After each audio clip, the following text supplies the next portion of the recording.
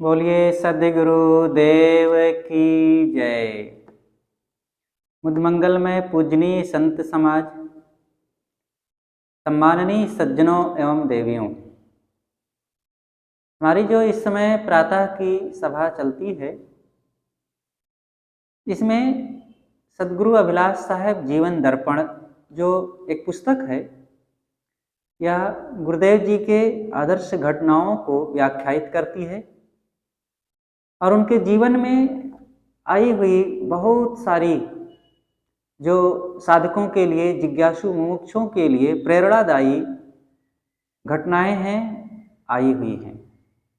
उसी के आधार पर थोड़ी कुछ चर्चाएं इन दिनों चलती है। अभी तक जो क्रम चला था उसी के आगे आज पुनः शुरू करते हैं। एक एक शब्द स्वर्ण अक्षरों में लिखकर टांगने लायक है। यह सन 1966 का समय था। हरिद्वार का कुंभ मेला चल रहा था। उसमें पूज्य श्रद्धेय संत श्री निष्पक्ष साहेब जी का कैंप लगा हुआ था।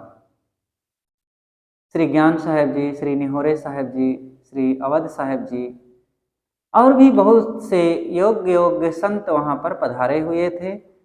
मुख्य प्रवक्ता के रूप में पूज्य संत श्री अभिलाष साहेब जी भी उसमें बुलाए गए थे। आप वहां पर गए, कार्यक्रम हुआ। कार्यक्रम के पश्चात आपको राजस्थान की ओर वहां भी कार्यक्रम में जाना हुआ और फिर इधर पूज्य श्री ज्ञान साहेब जी सदगुरु अभिलाष साहेब जी से अनेक बार निवेदन कर चुके थे पहले ही कि साहेब परमार्थ निकेतन ऋषिकेश में भी आपका पदार्पण होना चाहिए। अभी तक संयोग नहीं बन पाया था, लेकिन अब की बार संयोग बना। आप अपने गुरुदेव सदगुरु श्री राम सूरत साहेब जी से आज्ञा लेकर के ऋषिकेश पधारे। आपके साथ में बुरहानपुर वासी पूज्य संत श्री विवेक साहेब जी थे तथा और भी कुछ थे, कुछ लोग संतगण थे। वहां पर आपका परमार्थ निकेतन आश्रम में ही निवास हुआ। श्री ज्ञान साहेब जी ने आश्रम के संचालक महोदय से आग्रह किए कि श्री अभिलाष साहेब जी का भी प्रवचन यहाँ पर होना चाहिए। तो संचालक महोदय यह सुनकर के थोड़ा पसोपेश में पड़ गए कि यह हमारा जो आश्रम है सनातन धर्मियों का है और यही सब मानने वाले यहाँ के अधिकतम लोग हैं और कबीर के विचार इन सब के लिए खंडन करने वाले होते हैं और पता नहीं आपके संत यहाँ पर क्या बोल जाएं, किसको कष्ट हो जाए, तो थोड़ा सा चिंतित हो गए। श्री ज्ञान साहेब जी ने उनको आश्वस्त किया और आशा दिलाया कि आप बिल्कुल निश्चिंत रहें, उनसे तो किसी प्रकार की कोई चिंता की बात होनी ही नहीं है और किसी को कोई कष्ट होने वाला नहीं है और वे जो बोलते हैं बहुत सम्यक बोलते हैं, सबके लिए कल्याणकारी बोलते हैं और उनकी बातों को सुन करके सबको बहुत आनंद आता है। इसलिए आप उनके बारे में थोड़ा भी चिंता ना करें। तो संचालक महोदय ने शाम की सभा में श्री अभिलाष साहेब जी को समय दिया। वहाँ पर 2 सभाएं हुआ करती थी, एक तो प्रातः की, एक शाम की। तो प्रातः की सभा उनकी विशेष होती थी, लेकिन उसमें साहेब जी को अवसर नहीं दिया गया, शाम को दिया गया। पहली बार आधा घंटा का समय आपको मिला। आप 26 मिनट अपने प्रवचन दे करके समाप्त कर दिए और जैसे ही आपने समाप्त कर दिया, संचालक महोदय उठ करके आए और तुरंत माइक ले लिए और माइक पकड़ते ही उनका प्रथम वाक्य यही था, एक एक शब्द महाराज जी के स्वर्ण अक्षरों में लिख करके टांगने लायक है। और फिर इसके बाद जो आधा घंटा का शेष 4 मिनट था, गुरुदेव जी की प्रशंसा में ही वे बोलते गए कि महाराज जी का कितना बढ़िया विचार, कितना सुंदर भाषा और सरल शैली में सबके लिए लाभकारी, साधकों, जिज्ञासुओं, मुमुक्षुओं के लिए तो अमृत स्वरूप है। वहाँ पर वैशाख, जेठ, आषाढ़ ये चौमासा बिताते थे संतगण बाहर से आकर के भी। तो संचालक महोदय ने गुरुदेव जी से भी कहा कि महाराज आप गुरु पूर्णिमा तक यहाँ विराजिए, हम सब को आपकी ज़रूरत है। गुरुदेव जी ने कहा कि मुझे इतना अवसर नहीं है और मैं गुरु जी से अवकाश लेकर के आया हूँ और मुझे फिर वहीं जाना है, यहाँ मैं रुक नहीं सकता। अंततः आप वहाँ रुक ना सके। लेकिन वहीं पर उन दिनों देहरादून से एक संत आए हुए थे और वे किसी प्रवक्ता की खोज में आए थे और परमार्थ निकेतन के संचालक महोदय से उन्होंने कहा कि हमें कोई प्रवक्ता, अच्छा संत चाहिए। संचालक महोदय ने कहा, अरे भाई, हमारे यहाँ तो एक बहुत बड़े बड़े और योग्य संत आए हुए हैं, ले जाओ इनको, और बहुत अच्छा बोलते हैं। और जैसे ही संचालक महोदय ने ऐसा कहा तो वे संत जी गुरुदेव जी के पीछे पड़ गए और कहा कि महाराज जी आपको चलना है और हम वहाँ पर शक्ति यज्ञ कर रहे हैं और सब जैसे तैसे साधु महात्मा आते हैं, हम किसी को वहाँ नहीं रखेंगे और आपके विचार हम सुनेंगे, आपको ही चलना है। अंततः फिर गुरुदेव जी स्वीकारे और देहरादून गए। साथ में श्री ज्ञान साहिब जी भी गए और वहाँ पर एक सेठ के घर पर गुरुदेव जी का निवास दिया गया। शाम को जब सभा लगी, यज्ञ शुरू हुआ तो संत ने, और भी थोड़े से कुछ प्रवक्ता रहे, सबसे कह दिए कि देखो ये शक्ति यज्ञ है और यहाँ पर सबको शक्ति पर ही बोलना है। तो जब दूसरे प्रवक्ताओं को मौका मिला तब कोई श्लोक पर श्लोक शक्ति पर बोलता चला जा रहा है। तो कोई कहता है आदि शक्ति ही सृष्टि की रचना की है और उसी की उपासना से जीव आवागमन से मुक्त हो सकता है। तो कोई और कुछ बोलता रहा। इस प्रकार से सब बोले। गुरुदेव जी का जब मौका आया तब आपने भी शक्ति पर बोला और आपने कहा चित और अचित ये दो शक्तियां हैं। और फिर इसी पर लंबा आपका सुंदर प्रवचन हुआ। चित शक्ति मतलब चेतन शक्ति, अचित शक्ति मतलब जड़ शक्ति। और जड़ चेतन का निर्णय और कारण कार्य की व्यवस्था, प्रकृति की व्यवस्थाएं और उससे जीव का, मनुष्य का क्या संबंध है, उससे कैसे इसे सुख और दुख मिलता है, किस ढंग से हमारे जीवन की गतिविधि होनी चाहिए, इस पर गुरुदेव जी जब बोले तो वो संत बहुत खुश हुए। जो यज्ञ करवा रहे थे वे गुरुदेव जी के विचारों से बहुत प्रभावित हुए। दूसरे दिन फिर जब आपका समय आया तब आपने नारी शक्ति पर बोले, क्योंकि शक्ति यज्ञ था, शक्ति पर ही बोलना था। तो नारी शक्ति, आपने नारी के लिए कहा कि संसार में नारी एक बहुत बड़ी शक्ति है और नारी ही संसार में सभी मनुष्यों को जन्म देने वाली है। अगर नारी का सुधार हो जाए, नारी को अच्छे संस्कार मिल जाए, नारी का जीवन सुधर जाए तो फिर यहाँ मानव समाज का बिल्कुल काया पलट हो सकता है। इसलिए नारी जागरण और नारी के संस्कारों पर समाज को ध्यान देना चाहिए। नारी के ही गर्भ से मनुष्य का जन्म होता है और उसी के गोद में पलते पुसते हैं, बड़े होते हैं। और नारी अगर सब प्रकार से संस्कारी है तो बच्चे अपने आप संस्कारी होंगे। जब इस प्रकार से नारी शक्ति पर बोले गुरुदेव तो इसका भी बहुत अच्छा असर पड़ा। तीसरी बार जब आपको मौका मिला तो आपने योग दर्शन, महर्षि पतंजलि के योग दर्शन पर मुदिता, मैत्री, करुणा, उपेक्षा, इन 4 शक्तियों पर बोले।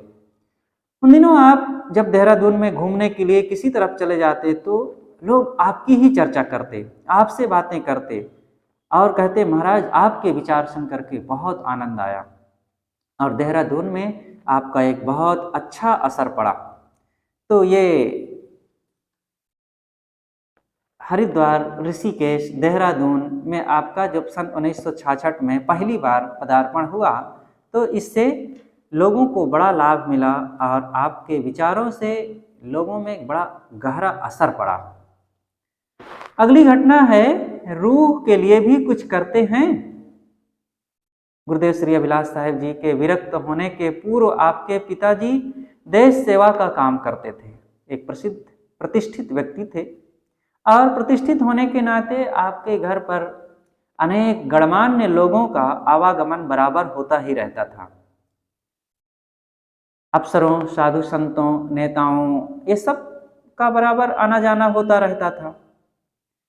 उन्हीं में से एक सज्जन थे जिनकी उम्र 42 वर्ष की रही होगी, वे पेशे से वकील थे। उनका नाम था काजी जलील अब्बासी। उनका घर बस्ती जिला के बयारा गांव में था, जो खानतारा से करीब 3 किलोमीटर की दूर। खानतारा पूर्व में चर्चा हो चुकी है कि खानतारा सदगुरु अभिलाष साहेब जी का जन्म स्थान है। तो वहां से 3 किलोमीटर दूर पर बयारा नाम का गांव था। ये घटना सन 1970 की है। चुनाव के दौरान काजी जलील अब्बासी जी प्रचार में निकले हुए थे और इसी यात्रा में वे मोहम्मद नगर शंकर भगत जी के गांव में पहुंचे और वहां की कुटिया में उन दिनों पूज्य श्री अभिलाष साहेब जी निवास कर रहे थे। दोपहर में भोजन के पश्चात आप बाहर निकले और एक जगह बैठे कुल्ला कर रहे थे और उधर से गर्मी के दिन थे। अब्बासी जी आए और सामने भगत जी के बरामदे में एक कुर्सी रखी हुई थी, उसी पर वे बैठ गए। गुरुदेव जी ने उनको पहचान लिया, क्योंकि पूर्व में अनेक बार घर पर वे आते जाते थे, भेंट मुलाकात होती ही रहती थी, लेकिन अब्बासी जी आपको पहचान नहीं पाए। तो गुरुदेव जी ने उनसे पूछा, जिस्म के लिए तो बहुत भाग दौड़ कर रहे हैं, रूह के लिए भी कुछ काम कर रहे हैं या नहीं? इतना सुनते ही काजी साहब चौंक गए। ऐसे हृदय स्पर्शी प्रश्न आज तक मुझसे किसी ने नहीं किया। कुछ अन्य बातें होती रही। काजी जलील अब्बासी ने आपसे पूछा, आप कौन हैं? आपको मैंने पहचाना नहीं। गुरुदेव ने कहा, लेकिन मैं तो आपको पहचानता हूं। अब्बासी जी ने कहा कि आपकी वाणी से ऐसा लगता है कि मानो जन्नत का कोई फरिश्ता बोल रहा हो। आपका परिचय क्या है महाराज? आप रहने वाले कहाँ के हैं? गुरुदेव ने कहा, जहाँ यह शरीर जन्मा है वहाँ आप अनेक बार गए हैं। खानतारा गांव के पंडित दुर्गा प्रसाद शुक्ल जी इस शरीर के जन्मदाता हैं। इतना सुनते ही अब्बासी जी तो एकदम भाव विभोर हो गए। उन्होंने कहा कि मैं तो अभी तक आपके साधुत्व के बारे में केवल सुनता था। आज खुदा की ऐसी मर्जी हुई कि आपसे मुलाकात हो गई। काजी जलील अब्बासी साहब बयारा अपने घर गए और उनको रहा नहीं गया। आपके ही विचारों में वे खोए हुए थे। आपसे वे इतने प्रभावित हो चुके थे थोड़ी देर के मिलन में कि वो आपको ही याद में वे डूबे थे। और घर गए, थोड़ा खाए पिए और शाम को ही उसी दिन वे खानतारा पहुंच गए और पंडित दुर्गा प्रसाद शुक्ल जी से मिले और छूटते ही उन्होंने बड़े प्रशंसा भरे शब्दों में कहा कि शुक्ल जी आप धन्य हैं, आपने ऐसा सुपुत्र पैदा किया है कि वो बहुत बड़ा व्यक्ति बनेगा। और आज उनसे हमारी मुलाकात हुई और उन्होंने तो खुदा को प्राप्त करने के लिए संसार का मार्ग ही छोड़ दिया। धन्य है शुक्ल जी, आपने जो ऐसे सुपुत्र को जन्म दिया। इस प्रकार से एक प्रतिष्ठित योग्य राजनेता व्यक्ति जो मुस्लिम थे, वे भी पूज्य श्री अभिलाष साहेब जी से इतना प्रभावित हुए कि बहुत खुश थे। कोई किसी का उद्धारक नहीं है। अगली घटना है कि एक बार गुरुदेव जी छत्तीसगढ़ में थे। ये सन 1970 के आसपास की बात है। छत्तीसगढ़ में दुर्ग जिला में एक जगह है करही भदर, वहाँ पर आश्रम है और गुरुदेव जी का वहाँ पर कार्यक्रम था। एक दिन शाम को कार्यक्रम के पश्चात आप घूमने के लिए निकले तो वहाँ सड़क की ओर जाने पर एक चर्च पड़ता है और वहाँ पर थोड़े से कुछ ईसाई पादरी लोग रहते हैं। तो अपने कुछ संतों के साथ गुरुदेव जी चर्च में भी घूमने चले गए और घूमते हुए चर्चा में आपने कहा कि संत ईसा महान थे। पादरी जी साथ में थे, वे घुमा रहे थे। तो जैसे ही आपसे ये शब्द सुने कि संत ईसा महान थे तो वे चौंक गए। अच्छा, आप ऐसा मानते हैं कि ईसा महान थे? अरे हम माने या ना माने, लेकिन वे महान तो थे ही, उनकी महानता में कोई संदेह ही नहीं है। और वे कितने दयालु, कितने नेक तथा कितने सदपथ पर चलने वाले, इंद्रियजयी सादगी जीवन, और वे एक साधक थे और निश्चित ही वे बहुत दिव्य पुरुष थे। जब आपकी ऐसी बातें वे सुने तो पादरी जी तो सोचे कि ये बहुत अच्छे व्यक्ति मिले, इनसे तो और कुछ मनवाया जा सकता है। तो पादरी जी ने कहा कि अगर आप संत ईसा की महानता को समझते हैं तो हमारी एक बात को और मान लीजिए। उन्होंने कहा कि कौन सी बात? गुरुदेव जी ने कहा कि कौन सी बात माने? उन्होंने कहा कि अगर आप ईसा की महानता पर विश्वास रखते हैं तो आप उनको अपना उद्धारक मान लीजिए। गुरुदेव जी ने कहा कि मैं कबीर पंथी हूँ, कबीर का अनुयायी हूँ, और मैं कबीर का अपना उद्धारक नहीं मान सकता, फिर संत ईसा को कैसे उद्धारक मान सकता हूँ? और कोई किसी का उद्धार नहीं करता है। संत ईसा एक महापुरुष थे, सदगुरु कबीर एक महापुरुष थे, श्री राम श्री कृष्ण एक महापुरुष थे, और ये अपने समय में काम किए और चले गए, समाज को सही रास्ता दिखाए और कल्याण की बातें बताए। अब हम उन बातों को समझ करके अपना जीवन खुद सुधार करें, तब हमारा उद्धार होगा। कोई किसी का उद्धार करने वाला नहीं है। विश्व सत्ता का अपना एक नियम है और उस नियम से सारी गतिविधियां यहाँ हो रही है। हम भी उसी नियम के अनुसार अपने मन, इंद्रिय और स्वभाव को बदलेंगे, तब हमारा लाभ होगा और उद्धार होगा। जब इतनी बात वे सुने तो वे बेचारे तो कल्पना भी नहीं किए थे कि महाराज ऐसा सोच सकेंगे और बोल सकेंगे। गुरुदेव जी ने यह भी कहा कि आपके ईसाई समाज में भी कितने ऐसे लोग हैं अमेरिका इंग्लैंड में जो कि संत ईसा की इन बातों को नहीं मानेंगे कि संत ईसा सबका उद्धार करने वाले हैं। जो विचारक होगा वो नहीं मानेगा। अच्छा, आप ऐसा समझते हैं, ऐसा जानते हैं? गुरुदेव जी ने कहा बिल्कुल, हम भी समाज में रहते हैं, क्यों नहीं जानेंगे। तब वे बेचारे चौंक गए और फिर आगे कुछ ना बोल सके कि महाराज उनको आप अपना लीजिए, मान लीजिए, उनकी शरण में आ जाइए। इस प्रकार से एक ईसाई व्यक्ति से आपने कैसे व्यवहार किया और कैसे उनकी बातों, उनको बिना किसी प्रकार से रुष्ट किए उनकी बातों को जवाब दिए, यह एक बहुत मार्मिक घटना वहां पर घटी। गुरुदेव जी अवध क्षेत्र में थे, एक गांव में। आपको गृह त्याग किए उन दिनों 18 वर्ष बीत चुके थे। एक सज्जन आपसे मिलने के लिए आए। वे वृद्ध थे और आपके लिए बहुत भाव रखते थे। जब वे आपके पास आए, कुछ परस्पर में शिष्टाचार कुशल मंगल के पश्चात वे बोल पड़े, क्योंकि उनके अंदर एक बात बहुत तेजी से भरी हुई थी और विशेष रूप से वही बात वो कहने के लिए आए थे कि मैं पूछूंगा चल करके महाराज जी से। उन्होंने कहा कि महाराज, आपने वैदिक धर्म को छोटा और कबीर पंथ को बड़ा समझा, जो वैदिक समाज वैदिक धर्म को छोड़ करके कबीर पंथ में आ गए। गुरुदेव जी ने कहा कि आपके प्रश्न के अनुसार यदि उत्तर दूं तो यही होगा कि मैंने वैदिक धर्म को छोटा समझा, सनातन धर्म को छोटा समझा और कबीर पंथ को बड़ा समझा, तभी यहाँ पर आ गया।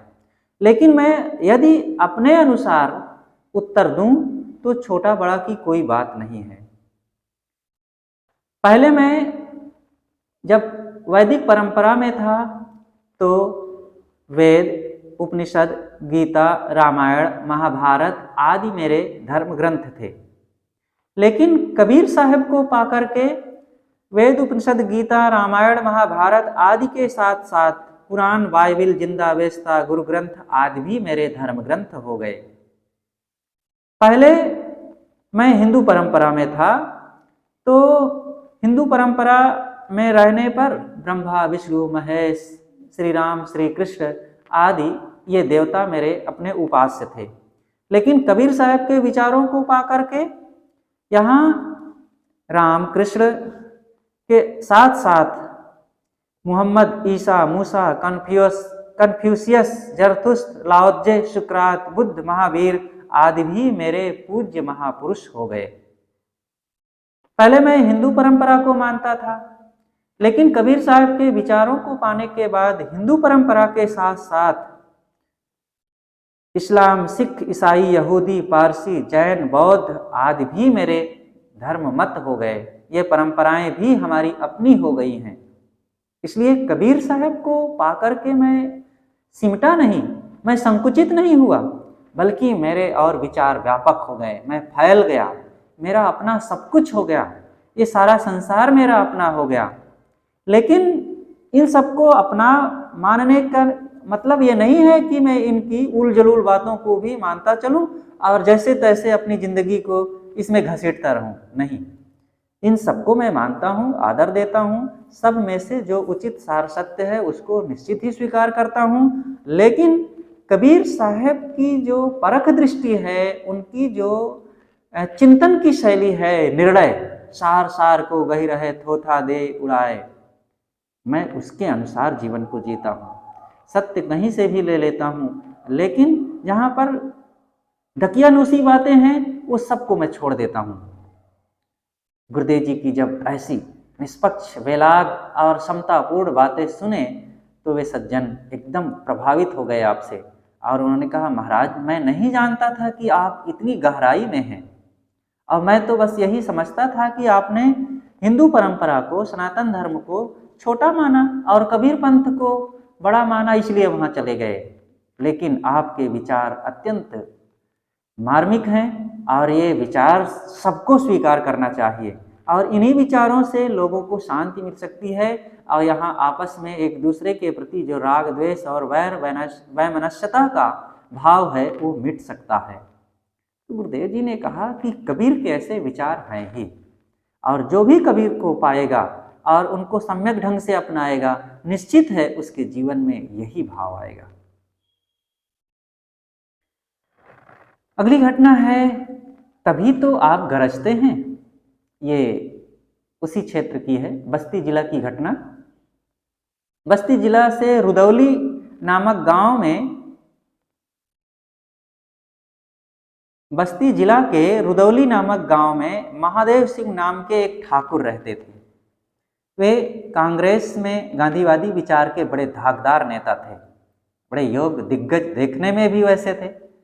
महादेव सिंह जी का एक घर रुदौली गांव में था और एक घर बस्ती में भी था। तो ज़्यादातर वे बस्ती में रहते थे, क्योंकि वहीं से उनको अनेक काम, ऑफिस और ब्लॉक, तहसील आदि में आना जाना होता था, तो वहीं वे ज़्यादा रहते थे।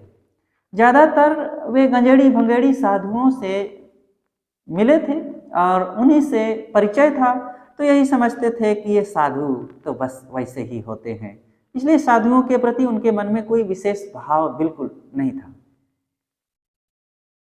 उनके रुदौली गांव के घर पर एक बैंक मैनेजर जी किराए पर रहते थे। उनका नाम था कुदई प्रसाद गुप्त, जो गुरुदेव जी के शिष्य थे। उनके निमंत्रण पर गुरुदेव जी रुदौली गांव पर गए हुए थे। रात का समय था। आप महादेव सिंह जी के चौबाहे में बैठे कुछ लोगों के बीच में कुछ ज्ञान की चर्चा कर रहे थे। इतने में महादेव सिंह जी बस्ती से आ गए और आते ही थोड़ा सा प्रणाम किए और वे भी बैठ गए। गुरुदेव जी कुछ बोल रहे थे, थोड़ी देर बोले और फिर जब चुप हुए तो महादेव सिंह जी बोल पड़े। अब वो ठाकुर आदमी अब कभी संतों के पास बैठे नहीं, कोई शिष्टाचार और कोई ये सब चीज़ों के लिए उनके मन में कोई विशेष भाव भी नहीं था। तो उन्होंने कहा कि हाँ, हम बहुत साधुओं को देखे हैं, अब आज जिसको देखें वही बस लाल पीला कपड़ा पहन करके और घर छोड़ करके पोखरा में धूनी रमा करके बैठ जाता है, और खाने घूमने के लिए बहुत अच्छा साधन है।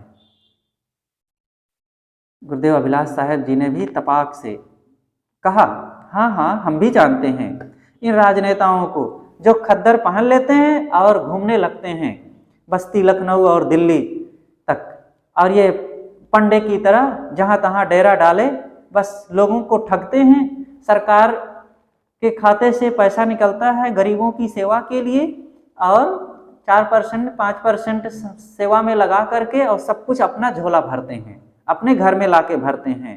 बड़ा अच्छा है, ये अपने घर को भरने के लिए लोगों को खूब बेवकूफ़ बनाओ और उनको झूठी बातों का आश्वासन दो कि हम तुम्हारी सेवा करेंगे, चुनाव के समय में सबके चरण छुएंगे और बाद में फिर सबका गला काटेंगे और उनके अधिकार के सारे पैसे ले जाकर अपने घर में भरेंगे। हमें भी पता है राजनेता कैसे होते हैं। जब आपने ऐसे झरझराते हुए उनको भी बिना किसी झिझक के कहे तो वे बड़ी बड़ी आंखें फाड़ करके देखते रह गए। अरे कौन है? महादेव सिंह जी ने कहा, अरे इन नेताओं को छोड़िए। गुरुदेव जी ने कहा, छोड़े क्यों? वे भी तो देश में रहते हैं, समाज में रहते हैं। कहते हैं कि हम गांधी के विचार पर हैं और गांधीवादी हैं और गांधी के विचारों के अनुसार उनका थोड़ा भी जीवन नहीं है, न सत्य है, न धर्म है, न त्याग है, न तपस्या है, और फिर भी कहते हैं कि हम गांधी के विचारों पर हैं। महादेव सिंह जी बहुत खुश हुए आपकी बातों से और उन्होंने कहा कि महाराज आप कौन दूध हैं? गुरुदेव जी ने कहा, अच्छा आप दूध दही भी पूछते हैं? आप तो अपने को गांधीवादी मानते हैं ना? गांधी जी ने कभी किसी से दूध पूछा है? महादेव सिंह जी, अच्छा महाराज आप अपना परिचय तो बताइए। गुरुदेव जी, हम एक मनुष्य हैं बस, और क्या परिचय चाहिए? गुरुदेव जी हंसते हुए फिर बोले, बचपन में आपकी मैंने अनेक बार सेवा की है। इतना सुनकर महादेव सिंह जी को और जिज्ञासा हुई, वे चौंक पड़े। उन्होंने कहा, महाराज आपका दैहिक परिचय क्या है? गुरुदेव जी ने कहा, खान तारा के पंडित दुर्गा प्रसाद शुक्ल जी इस देह के पिता हैं। इतना सुनते ही महादेव सिंह जी तो हंसते हुए कहते हैं, तभी तो आप गरजते हैं, हम नहीं समझते थे कि आप वही हैं। बड़ा अच्छा हुआ महाराज आप हमारे घर पधारे, आपके दर्शन हुए। मैंने तो सुना भर था कि आप विरक्त संत हो गए हैं, लेकिन आज आपसे मुलाकात हुई। आपका इतना विशाल अध्ययन और ज्ञान है, जान करके बड़ी प्रसन्नता हुई।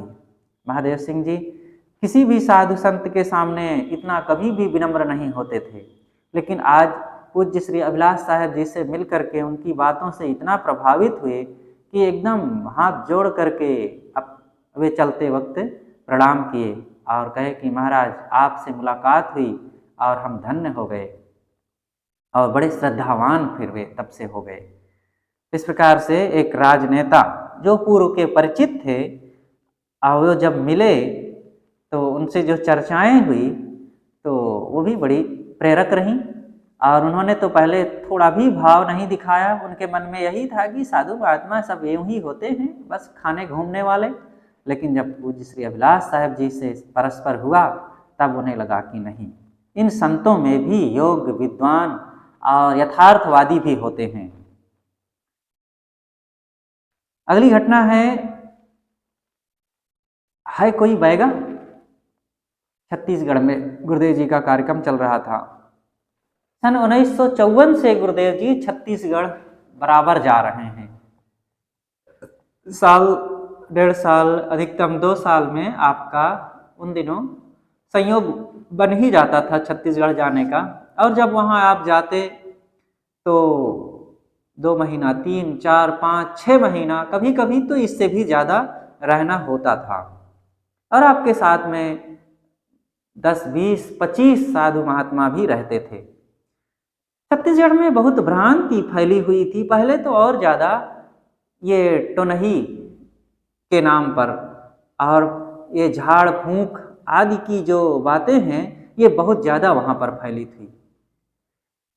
ये अंधविश्वास है और इस अंधविश्वास से पूरा देश प्रभावित रहा और आज भी है।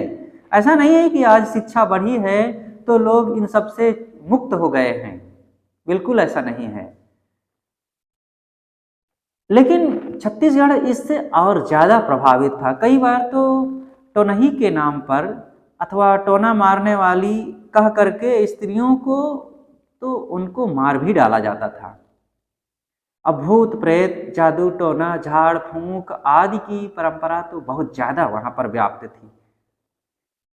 लेकिन गुरुदेव जी जब वहाँ गए और ये बातों को सुने तब आप बड़े बड़ी सभाओं में खुले मंच में अनेक बार दहाड़ते थे और कहते थे कि यहाँ अगर कोई टोनही है, कोई बैगा है, ओझा सोखा है और वो झाड़ फूंक करता है और अपने देवी देवताओं को अथवा जो कुछ वो मानता है भूत प्रेत आदि, वो मेरे ऊपर सब कुछ कर दे और मैं ले जाऊंगा और वहाँ गंगा में डाल दूंगा, लेकिन कभी कोई ओझा सोखा बैगा और टोनही आपके सामने ना आ सके। इसके विषय में गुरुदेव अनेक बार ये सब कहते रहे। एक बार गुरुदेव छत्तीसगढ़ में गुरूर के पास घोघोपुरी गांव में थे। दोपहर का समय था। भोजन में एक व्यक्ति आया जो विचित्र वेशभूषा का था। लोगों ने कहा, साहब ये बैगा है। तो गुरुदेव जी ने उसको थोड़ा सा टपटते हुए कहा कि बताओ तुम्हारी क्या विशेषता है। तो वो घबरा गया। वो सोचा कि शायद ये बाबा मुझसे भी ज़्यादा बड़े बैगा होंगे, और उन्होंने अपनी भाषा में, वहाँ की छत्तीसगढ़ी भाषा में कहा कि नहीं महाराज, हम कुछ नहीं जानते, हम कुछ नहीं जानते हैं। वो घबरा गया एकदम।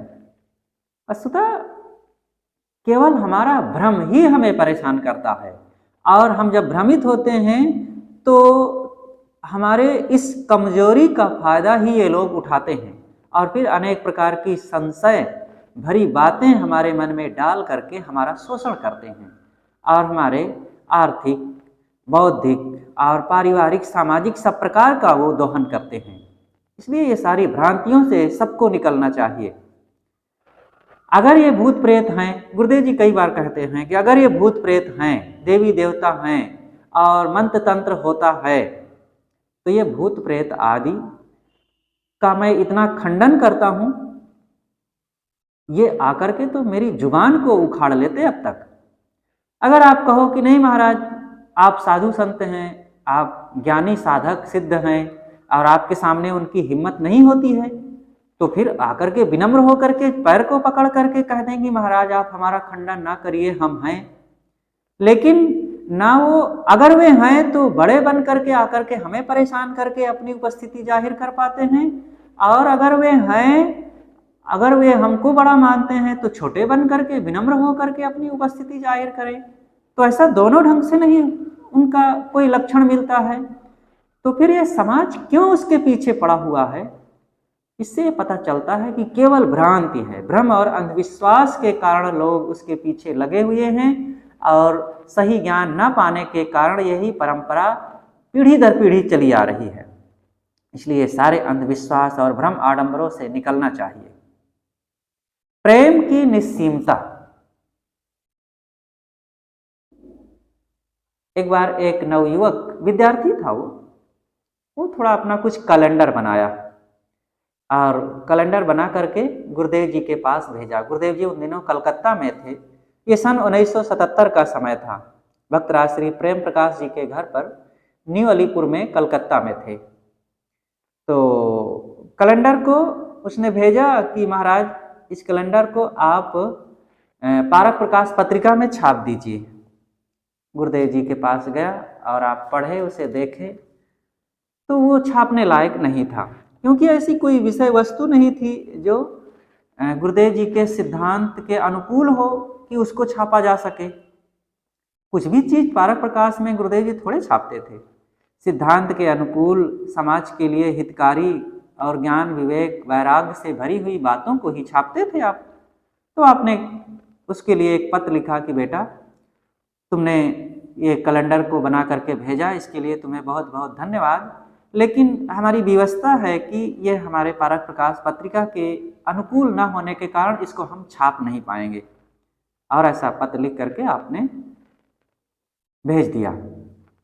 पत्र उस नवयुवक को मिला और उसने पढ़ा। तो जैसे ही पढ़ा कि महाराज नहीं छाप रहे हैं, तो एकदम आग बबूला हो गया और वो कटु कुठार भाषा में गुरुदेव जी के लिए बहुत कुछ अनाप शनाप लिख डाला। आप पाखंडी है, ढोंगी हैं और साधु के वेश में पता नहीं क्या क्या कर रहे हैं समाज में, और लोगों को केवल भटका रहे हैं, और बहुत कुछ कुछ लिख दिया। जो कुछ उसके मन में आया कुछ छोड़ा नहीं, और सब अपनी बात को पत्र में लिख करके भेज दिया। गुरुदेव जी के पास पत्र पहुंचा और आपने देखा, पढ़ा, आपको हंसी आ गई और आपने भी जवाब लिखा कि बेटा, प्रिय बेटा, तुमको बहुत बहुत प्यार, और तुमने जो मेरे लिए कुछ सुझाव दिया है वो सब सत्य है, मैं ऐसा ही हूँ।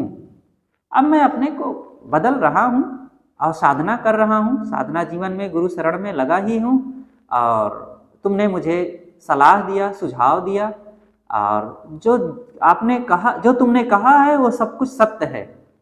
और अंततः फिर प्यार से धन्यवाद देते हुए उस पत्र को डाल दिए और चला गया। पत्र गया उस लड़के के पास, लड़का तो घर में नहीं था, और डाकिया उसके दरवाजे की दरार से अंदर डाल दिया। वो जब आया, पढ़ा तो देखा, तो उसने सोचा कि महाराज जी का पत्र है तो वो भी मुझे डांट फटकार करके कुछ लिखे होंगे। लेकिन जब खोल करके पढ़ा तो जैसे ही पढ़ा तो भारा करके बिस्तर पर गिर पड़ा और बहुत रोया। ये बात फिर मिलने पर उसने कहा था। गुरुदेव जी का कार्यक्रम रायपुर में था, और एक जगह धर्मशाला में कार्यक्रम के पश्चात जब सब लोग चले गए मिलजुल करके, तब अंतिम में वो लड़का आया, और जब मिला तो गुरुदेव जी का पैर पकड़ करके रोने लग गया। गुरुदेव जी समझ गए कि संभव है कि शायद ये वही लड़का है। उन्होंने कहा कि बेटा, तुमने ही मुझे वो पत्र लिखा था कैलेंडर वाला? तो उसने कहा, हाँ महाराज, मैंने ही लिखा था। तब गुरुदेव जी ने कहा कि बेटा, तुमने सच लिखा था, और तुमने जो जो लिखा था वो सब मेरे में कमियां हैं। तो इतना सुनते ही फिर वो जोर से रोने लग गया। गुरुदेव ने कहा कि बेटा, रो मत, तुमने जो लिखा वो सच है, बस वही है कि सभ्यता का तुमने परिचय नहीं दिया। और फिर उसने कहा कि महाराज, मुझसे बहुत बड़ी भूल हो गई, मैं नहीं समझ पाया, बस अब मैंने कुछ जो बना दिया उसी के जोश में आपको भेज दिया, और यही था कि आप उसको छाप देंगे। अब मेरे मन में यही कामना थी, और वो कामना में भंग पड़ने पर मुझे बहुत क्रोध आ गया और आपके लिए बहुत कुछ लिख डाला, और बहुत भूल मैंने किया महाराज। आप जैसे दिव्य निर्मल संत के लिए ऐसा कहना एक बहुत बड़ा अपराध मैंने कर डाला। गुरुदेव जी ने कहा कि बेटा, कोई अपराध नहीं है, तुमने जो कहा वो सही लिखा था। फिर वो रोने लगा, सिसकने लगा। गुरुदेव जी ने कहा कि ठीक है, तुमने जो किया कोई बात नहीं, अब घबराओ मत, अब अपने को सुधारो और बदलो। उन्होंने कहा कि महाराज, मेरा कैसे उद्धार होगा? गुरुदेव जी ने कहा, उद्धार तुम्हारा हो गया, और उद्धार अब करना बाकी नहीं है। बस तुमने अपनी भूल को स्वीकार लिया, तुम समझ गए, अब बस हो गया उद्धार, अब कोई चिंता की बात नहीं है।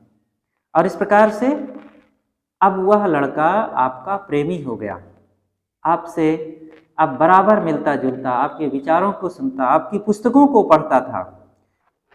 अगला प्रसंग है, समस्या तो अहंकार में है। एक बार गुरुदेव जी के पास एक संत आए, और उन्होंने गुरुदेव जी से कहा कि साहब, अमुक संत जहाँ भी जिसके पास जाते हैं आपकी कुछ बुराई और निंदा ही करते रहते हैं, आप उनको समझा दीजिए तो उनकी ये आदत छूट जाए, वे आपके लिए ऐसा क्यों कहते रहते हैं? गुरुदेव जी ने कहा कि वे जितनी बुराई मेरी जानते हैं वो उतना ही कहते हैं, अगर सारी बुराई वे जान जाएं तो और ज़्यादा उनको कहना पड़ेगा। गुरुदेव जी से फिर उन्होंने कहा, उन संत ने कहा, तब तो फिर कोई समस्या ही नहीं है। गुरुदेव जी ने कहा, समस्या कहाँ है? जो भवसागर को पार करना जानता है उसके लिए समस्या कुछ है ही नहीं। सारी समस्या तो अहंकार में होती है।